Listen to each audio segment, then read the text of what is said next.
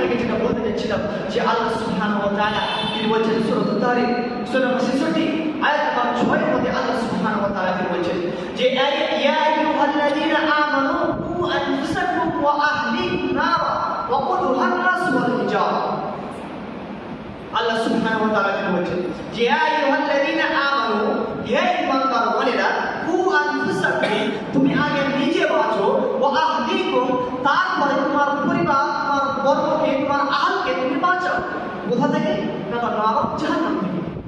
সম্মানিত উপস্থিতি, এই যে আয়াত আমি আপনাদের সম্মুখে যেটা বললাম যে আয়াতটা বললাম সূরা তারিকের মধ্যে যে আপনি বাড়ির জন্য চিন্তা করুন তো, আপনি এই বুকে হাত দিয়ে একবার বলেন তো যে আপনি কি প্রকৃত পক্ষে আপনি জাহান্নাম থেকে বাঁচতে পেরেছেন তো?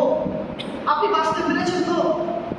আমি আপনাকে বলি যদি আপনার মধ্যে এই যাত্রার পরিমাণ যদি আল্লাহ সুবহানাহু ওয়া তাআলার ভয় থেকে থাকে তাহলে আমি আপনাকে বলি আপনি আজকে রাত্রে গিয়ে আপনি যখন ঘরের মধ্যে শুবে তার পূর্বে আপনি উযু করে দু রাকাত আপনি সালাত করবেন।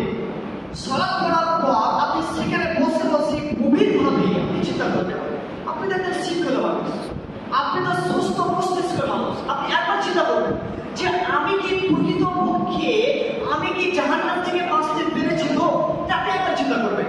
তারপর আপনি চিন্তা করবেন আমি কি আমার পরিবার বর্গকে আমার আহালকে আমার সন্তান সন্ততিদেরকে আমার স্ত্রীদেরকে আমার পিতাকে আমার মাতাকে আমি কি জাহান্নাম থেকে বাঁচাতে